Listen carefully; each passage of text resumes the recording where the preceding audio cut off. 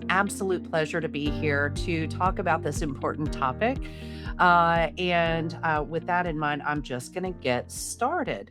Um, all right. So, what we're going to do today is a case based journey through ILD and rheumatic disease. And the reason that this is so important to discuss is that, when we think about all the different incantations of interstitial lung disease, one third of all causes are rheumatological in nature. So, this is something that we see very commonly, and sometimes we see the pulmonary part prior to the rheum issues and vice versa. So having a knowledge of both aspects of this disease is so important for early diagnosis and treatment.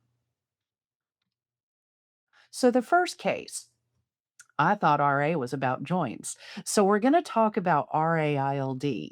And our patient is LBJ, a 67-year-old gentleman who presents with increasing fatigue and shortness of breath over the past 6 months. Now, he was diagnosed with RA 4 years prior with very high titers, rheumatoid factor greater than 300, CCP greater than 60.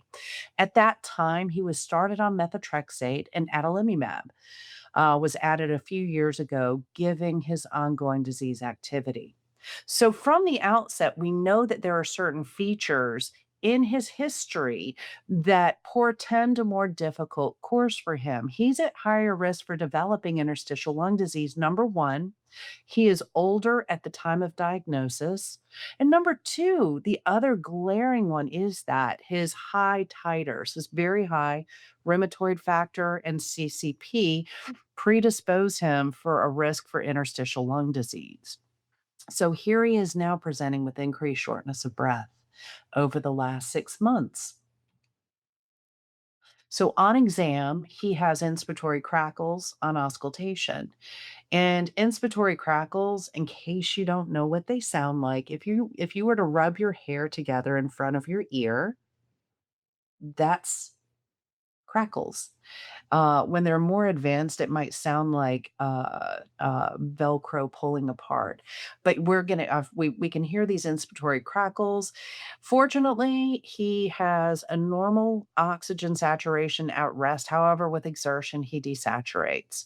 A chest X-ray is performed, and it shows some interstitial markings. Of course, this is not the best way to evaluate for interstitial lung disease, but there are clearly abnormalities that warrant further investigation. His pulmonary function testing shows an FVC of 65% predicted, which is restriction, and a diffusing capacity of 41%, which is much lower than we would expect. Now, when we think about the ACR chest guidelines, what we're going to do for suspected RAILD is, of course, proceed with a high resolution chest CT scan. And in this, we see basal predominant reticulations, that's scarring with honeycomb, that's kind of an end stage lung, consistent with a UIP pattern. Now, a UIP pattern is where we're going to see subpleural reticulations, basal or subpleural reticulations. We may or may not see traction bronchiectasis, and we'll also see honeycomb. And there, of course, will be an absence of features inconsistent with the UIP pattern, like nodules or air trapping, things of that nature. So, next, rightfully so, this patient with crackles on exam, abnormal chest x ray, abnormal pulmonary function test, and an abnormal high resolution chest CT is referred to pulmonary. And they confirmed the diagnosis of RAILD. Now, recall this individual has been on methotrexate and adalimumab for the past several years. His high titer rheumatoid factor, older age, being male, and CCP positivity really put him in this high risk category of developing interstitial lung disease. So when we think about baseline and follow-up assessments would we establish for this patient, well, clearly his rheumatological disease needs to be monitored. But when we look at the pulmonary aspect, we know that this individual needs to be getting pulmonary function testing about every 3 months, as well as an HR, a high resolution chest CT. Some would argue annually. Now, the question is, Should his methotrexate be continued, or his adalimumab for that matter? So, when we think about medications that are effective for rheumatoid arthritis, those 2 medicines are fantastic. Unfortunately, with the development of interstitial lung disease, we'll wanna make sure we focus in on medication that will also treat the interstitial lung disease. Now, unfortunately, those medications are not terribly effective for ILD. So, this individual was given low dose prednisone in the short term to give time for his new medications to take over. And the methotrexate was stopped because it doesn't help the interstitial lung disease. And this individual in particular was also started on nintedanib, which we know from clinical trials, from the INBUILD trial, is going to be effective in slowing the decline in lung function for progressive pulmonary fibrosis. We also have interventions that we can employ that don't necessarily involve medication specifically. We want to make sure we're getting these patients vaccinated against infections that can be more severe with underlying interstitial lung disease. And again, we'd want to monitor with pulmonary function testing every 3 to 6 months and consider repeating a high resolution chest CT. And again, evidence supporting antifibrotics with RA, ILD, or rheumatoid arthritis related ILD. Uh, the INBUILD trial supports an antifibrotic, as well as the FibroNear trial, supporting the use of nerandomilast for progressive pulmonary fibrosis. Now, we may consider biologics for this patient. Biologics might include rituximab. So we would want to make sure that our medication recommendations are in line to cover both his rheumatological manifestations of the disease as well as his pulmonary manifestations. So we know, in summary, for this gentleman, high risk rheumatoid arthritis patients need proactive ILD screening.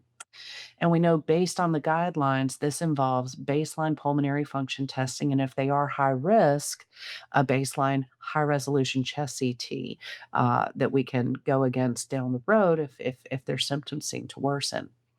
Again, high resolution chest CT and pulmonary function testing, looking at the diffusing capacity of carbon monoxide, play critical roles in early identification. We're actually going to see those fine parenchymal changes on a CAT scan before we're going to be able to appreciate those on a chest x ray. We know that a UIP, or usual interstitial pneumonia pattern, on the chest CT carries a worse prognosis for the patient. These patients behave very much like IPF patients. And we know, based on research, that antifibrotics can slow the decline in lung function. Most importantly, we need cross specialty care so that shared decision making can occur, because this is essential in the management of these very complex patients. Let's move on to case 2. It's getting harder to breathe. This is looking at progressive pulmonary fibrosis or interstitial lung disease and systemic sclerosis.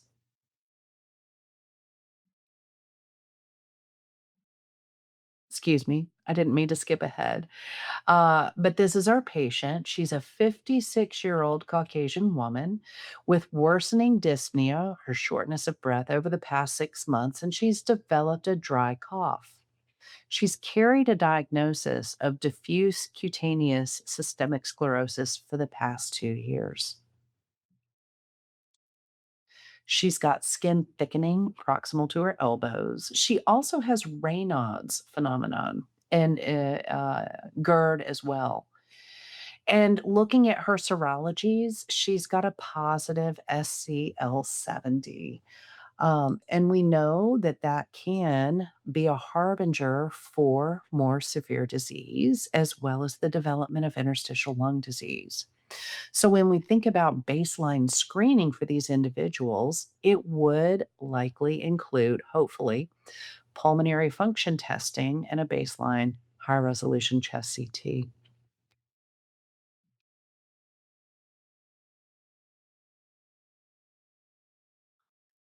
So when we look at her ILD onset, she's had worsening shortness of breath over 6 months. She desaturates on exertion. And her pulmonary function testing is declining. Her forced vital capacity has declined to 71% predicted, which anything over 80% is considered normal. So hers is less than it should be. But what's more important than the 71% is where was her number previously? Is it going down? Is it going up? But based on what we know about her, it is trending down. On a high resolution chest CT, she has early honeycomb with a UIP pattern. Now, what are the next steps for her? What are we going to think about in terms of managing her care? And when is the right time to refer an individual for transplant? I want you to think about these things because it can be a very tough question to answer. So, with this particular individual, getting her on an immunosuppressive agent that is effective for the lungs as well is paramount. So, mycophenolate is initiated and referral to transplant clinic for consideration of a lung transplant. The rationale for the timing would be that she is declining, pulmonary function testing is worsening, and certainly if somebody has a supplemental oxygen requirement, go on and get them referred to transplant, and then transplant can make a call on timing. It would be it's difficult to be in the situation to where the patient is now so very sick that they might be too late for a transplant. So please err on the side of caution. And if you notice disease worsening, clinical worsening, consider transplant referral. So, when we treat these patients, we do have pharmacologic therapy and non pharmacologic therapy, and both play an important role. And then we'll talk about monitoring and adjusting therapy for these individuals. So, what we want to do is make sure we recognize high risk ILD and diffuse systemic sclerosis. This is going to help us be on the lookout for worsening symptoms, looking at an HRCT, repeating pulmonary function testing if their symptoms are worsening. In the early recognition of progressive fibrosing interstitial lung disease, it's so essential so that we can get them on the right therapy. The therapy for individuals with systemic sclerosis and ILD is, of course, immunosuppressive medicine, regardless of disease progression. Nintedanib is indicated for this disease state, again, regardless of disease worsening. We need to, again, initiate the immunomodulator therapy and think about antifibrotic therapy. And if these individuals are not responding to a particular therapy, always keep in mind the need to change that therapy to a different immunomodulatory medicine or perhaps changing antifibrotics. And the timing for referral of transplant, it's difficult to know, but I think that the triggers for anyone should be with disease worsening, or if they have an interstitial lung disease that we know is a progressive phenotype, regardless of the medication that's used. Certainly, if they now need supplemental oxygen, refer to transplant, let them meet with the patient, and then make a determination. The transplant team can make a determination on timing for evaluation and listing. We don't want to wait until they're too sick to be considered for transplant.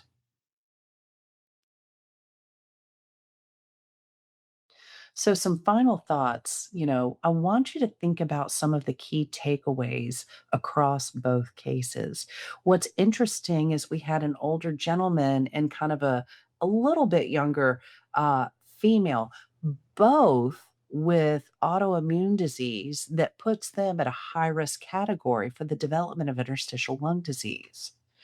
And I hope in talking in this discussion today, this has somewhat shaped your suspicion for interstitial lung disease, that you may screen for it more proactively than perhaps you have in the past. And I want you to also think about what part of the diagnostic workup or treatment workup, do you feel most confident in or least confident in?